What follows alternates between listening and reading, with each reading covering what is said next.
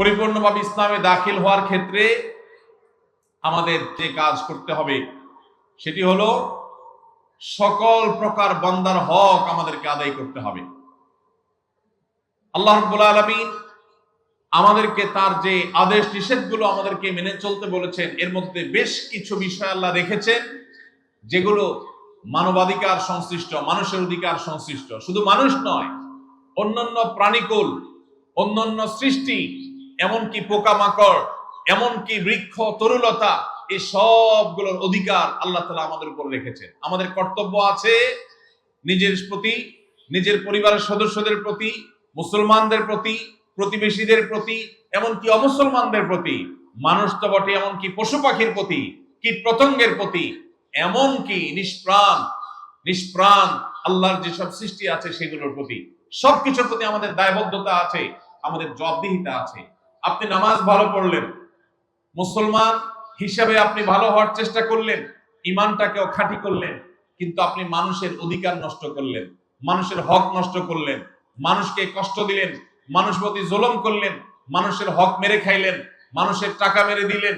আপনি ব্যবসা করতে গিয়ে 2 নম্বরই কাজ করলেন, ক্রেতা হয়ে যখন গিয়েছেন তখনও আপনি খারাপ কাজ করেছেন। আপনি কখনো আল্লাহর খাতায় ভালো মুসলমান হতে পারবেন না। ভাইরা আমার, পরিপূর্ণভাবে ইসলামে দাখিল হওয়ার জন্য শুধুমাত্র 5 ওয়াক্ত নামাজ পড়লেই চলবে? নামাজ পড়ার পাশাপাশি আমাদেরকে ভালো মানুষ হতে হবে। কোন মানুষের কোন অধিকার নষ্ট করা যাবে না। আল্লাহ রাব্বুল আলামিন আমাদেরকে সেই কর্তব্য আদায় করতে বারবার সতর্ক করেছেন। প্রিয় নবী সাল্লাল্লাহু আলাইহি সাল্লাম বলেছেন, ইন্নালি জাসাদিকা আলাইকা হাক্কা। অন্য মানুষ তো বটেই, এমনকি তোমার নিজের শরীরের, তোমার নিজের দেহেরও তোমার কাছে অধিকার আছে, পাওনা আছে, দেহের প্রতিও কর্তব্য আছে। কোন কারণ ছাড়া তুমি তোমার নিজেকেও যদি কষ্ট দাও, নিজের প্রতিও যদি জুলুম করো, তাহলে তার জন্য আল্লাহর কাছে জবাবদিহি করতে হবে। কেন ইসলাম আত্মহত্যাকে হারাম করেছে? এর একটি কারণ এই, আল্লাহ তাআলা আপনাকে যে জীবন দিয়েছেন, এই জীবনকে রক্ষা করা আপনার জন্য ফরজ। এই জীবনকে নষ্ট করার অধিকার আল্লাহ আপনাকে, আমার শরীর, আমার দেহ, আমি যা ইচ্ছা তা করব, তারা কখনো ইমানদার হতে পারে না। এটা ইমানদারের স্লোগান হতে পারে না। ইমানদার বিশ্বাস করে, ইন্না সলাতি ওয়া নুসুকি ওয়া মাহইয়ায়া ওয়া মামাতি লিল্লাহি রাব্বিল আলামিন। নিশ্চয় আমার সালাত, আমার কুরবানি, আমার জীবন, আমার মরণ, সব কিছু আমি নিবেদন করব কার উদ্দেশ্যে? একমাত্র আল্লাহ রাব্বুল আলামিনের উদ্দেশ্যে। আমার এই জীবন আল্লাহর দেওয়া, আল্লাহর নির্দেশে এটা পরিচালিত হবে। অতএব আল্লাহ নিষেধ করেছেন, ওয়ালা তুলকু বিআইদিকুম ইলা তাহলুকা, তোমরা নিজেদেরকে ধ্বংসের দিকে ঠেলে দিও না। আমাদের অনেক যুবক ভাইরা আছেন, তারা কোনো পেরেশানিতে পড়লে, কখনো ডিপ্রেশন দেখা দিলে, দুশ্চিন্তা হলে, পরীক্ষাটা খারাপ হলে, অনেক ভাইরা আছেন ব্যবসায় কোন রকম দুঃসংবাদ আসলে, কোন রকম লস দেখা দিলে, ধার দেনা হয়ে গেলে মনে হয় যে দেয়ালে পিঠ ঠেকে গেছে, মানুষের সামনে কিভাবে মুখ দেখাবো, কিভাবে আমি ঘুরে দাঁড়াবো, তখন তারা অনেক সময় আত্মহত্যার পথে পা বাড়ায়। নবী করিম সাল্লাল্লাহু আলাইহি সাল্লাম পরিষ্কারভাবে জানিয়েছেন, যেই ব্যক্তি নিজেকে আত্মহত্যা করবে কোনো উপায়ে, কিয়ামতের দিন আল্লাহ রাব্বুল আলামিন তাকে সেই উপায়ে শাস্তি দিতে থাকবেন। এবং এই আত্মহত্যা করাকে ইসলাম হারাম করেছে। কারণ অন্য মানুষ তো বটেই, আপনি নিজের অধিকার নিজে নষ্ট করবেন, নিজের শরীরকে কষ্ট দিবেন, নিজের জীবনকে আপনি ধ্বংস করবেন, আত্মহত্যার পথে পা বাড়াবেন। আত্মহত্যা করে দুনিয়ার কষ্ট এবং গ্লানি থেকে আপনি বাঁচতে চাইছেন, অথচ আত্মহত্যা করে কিয়ামতের ময়দানে আরো বেশি গ্লানি, আরো বড় আযাব আপনার জন্য অপেক্ষা করছে। আল্লাহ তাআলা আমাদের সবাইকে আল্লাহর সমস্ত আদেশ নিষেধগুলোকে মেনে চলার তৌফিক দান করুন। কারোর উপকার করতে পারি আর না পারি, আমার দ্বারা কারোর কোনো ক্ষতি হবে না, আমি কারোর কষ্টের কারণ হব না, আমি কারোর দুঃখের কারণ হব না, আমি কোনো অধিকার নষ্ট করব না কারোর। এমনকি নবী করিম সাল্লাল্লাহু আলাইহি সাল্লাম রাস্তার অধিকারের কথা বলেছেন। তিনি বলেছেন, ইয়াকুম ওয়াল জুলুস আলাত তারিক, তোমরা কেউ পথ দখল করবে না, রাস্তা দখল করবে না, রাস্তায় বসে পড়বে না। কেন? কারণ তুমি যদি রাস্তা দখল করে ফেলো, ফুটপাতে দোকান দিয়ে বসো, বাইক নিয়ে তুমি মানুষ চলাচলের পথে উঠে যাও, রাস্তা যেখানে সেখানে বাইক পার্কিং করে রাখো, রিক্সা পার্কিং করে রাখো, তুমি দখল করে রাখো, দোকানদার ভাই যদি ওই জায়গাটাতে মাল রেখে দখল করে রাখেন, তাহলে মানুষের অধিকার নষ্ট হবে কি হবে না? রাস্তাটা কি কারোর একক না সবার? তাহলে আমি যদি আমার দোকানের সামনে মালটাল দিয়ে রাস্তার জায়গাটা দখল করে রাখি, এই কাজটা কি হালাল হবে না হারাম হবে? অনেক মুসলমান ভাইরা আছেন, এই চিন্তাও মাথায় আসে না। 10 বছর 20 বছর 30 বছর দোকানদারি করছেন, তার দোকানের সামনে 2 ফিট 4 ফিট 5 ফিট জায়গা তিনি দখল করে রেখেছেন। কিছে তিনি হয়তো মাল সামানা রেখেছেন, তিনি হয়তো আলাদা সেখানে সামিয়ানা টাঙিয়ে অথবা প্লাস্টিক টাঙিয়ে সেখানে তিনি জিনিসপত্র রেখে কেনাবেচা করছেন।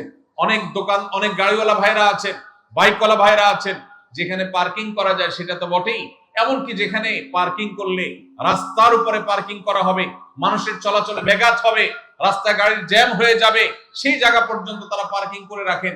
এই সেন্সই আমাদের মধ্যে নাই যে আমরা গুনাহ করছি, আমরা নাজায়েজ কাজ করছি, আমরা যারা পথে চলাচল করবে তাদের অধিকার নষ্ট করছি, এই সেন্স পর্যন্ত নাই।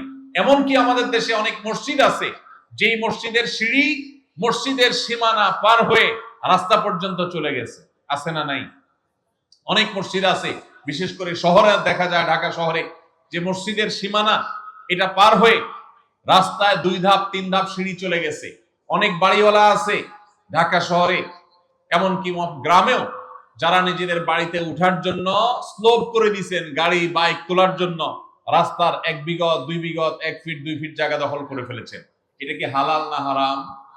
হারাম। ভাইরা আমার, আমরা যদি শুধুমাত্র মানুষের অধিকার সম্পর্কে সচেতন হই, আমাদের সমাজটা জান্নাত হয়ে যাবে ইনশাআল্লাহ। আমাদের সমাজে আজ নামাজি মুসলমান পাওয়া যায়, কিন্তু আমরা যেভাবে পারি অন্যের হক নষ্ট করি। আমরা অনেকে মনে করি হক নষ্ট করা মানে শুধুমাত্র টাকা মেরে খাওয়া। আমরা অনেকে মনে করি হক নষ্ট করা মানে কারোর জমি মেরে খাওয়া। ভাইরা আমার, হক মারার যে কত সহস্র পথ আছে আমরা সেটা অনেকেই জানি না। এই যে আমি রাস্তা দখলের কথা বললাম, আমরা অনেকেই আছে যে আমাদের নিজের অজান্তে বহু মানুষের হক আমরা নষ্ট করছি। প্রতিবেশীকে কোনো প্রকার কষ্ট না দেওয়া, এটা আমাদের উপরে কর্তব্য। নবী সাল্লাল্লাহু আলাইহি সাল্লাম বলেছেন, লা ইউমিনু মান লা ইয়ামানু জারুহু বাওয়াইকাহ, যে ব্যক্তির ক্ষয়ক্ষতি থেকে তার প্রতিবেশী নিরাপদে থাকে না, সে মুমিন হতে পারে না। এখন আপনি আপনার বাসায় ওয়াজ শুনতেছেন হাই ভলিউমে, আপনি সাউন্ড বক্স ফুল দিয়া অথবা মোবাইলে একেবারে ফুল ভলিউম দিয়ে ওয়াজ শুনতেছেন। এত জোরে ওয়াজ শুনতেছেন যে আপনার পাশের বাসার যিনি আছেন, পাশের বাড়িতে যিনি আছেন, আপনার পাশের ঘরে যিনি আছেন, এই আওয়াজে তার ডিস্টার্ব হচ্ছে। তাহলে আপনার এই ওয়াজ শোনার কারণে সওয়াব হবে নাকি গুনাহ হবে? ভাইরা আমার, এইভাবে আমরা অনেকে নিজেদের অজান্তে অনেক মানুষ অধিকার নষ্ট করছে। একজন ইমানদার তার প্রতিটি নড়াচড়ায়, তার প্রতিটি উঠা বসা, তার প্রতিটি কথাবার্তায় তিনি দায়িত্বশীল আচরণ করবেন। আমাদের প্রিয় নবী সাল্লাল্লাহু আলাইহি সাল্লামের মসজিদে নববীতে একবার একজন ব্যক্তি, এক সাহাবী, তিনি কোরআনের তেলাওয়াত করছেন একটু উচ্চ স্বরে। নবীজি সাল্লাল্লাহু আলাইহি সাল্লাম তখন তাকে বললেন, তুমি কোরআন তেলাওয়াত করে যে আল্লাহকে শোনাতে চাচ্ছ, সেই আল্লাহ তাআলা বধির না, তিনি আস্তে পড়লেও শুনেন, তুমি কেন জোরে পড়ছো? আরেকজনের ডিস্টার্ব হচ্ছে। আমরা অনেকে চিৎকার চেঁচামেচি করি, জোরে জোরে কথা বলি, প্রয়োজন ছাড়া আমাদের আশপাশে মানুষকে অতিষ্ঠ করি। এই কাজগুলোর মাধ্যমে আমরা মানুষের অধিকার নষ্ট করি। ভাইরা আমার, একজন মুসলমান তাকে এমন ভাবে চলতে হবে যে আল মুসলিম মান সালিম আল মুসলিমুনা মিন লিসানি ওয়া ইয়াদি, তার হাত এবং মুখ দ্বারা সবাই নিরাপদে থাকবে। পরিপূর্ণভাবে ইসলামে প্রবেশ করতে হলে শুধু নামাজ, রোজা, হজ, যাকাত আদায় করলেই হবে না। এগুলো ইসলামের স্তম্ভ, ইসলামের প্রধান প্রধান কাজ, সন্দেহ নেই। কিন্তু আমাদেরকে মানুষ হতে হবে, উপকারী মানুষ।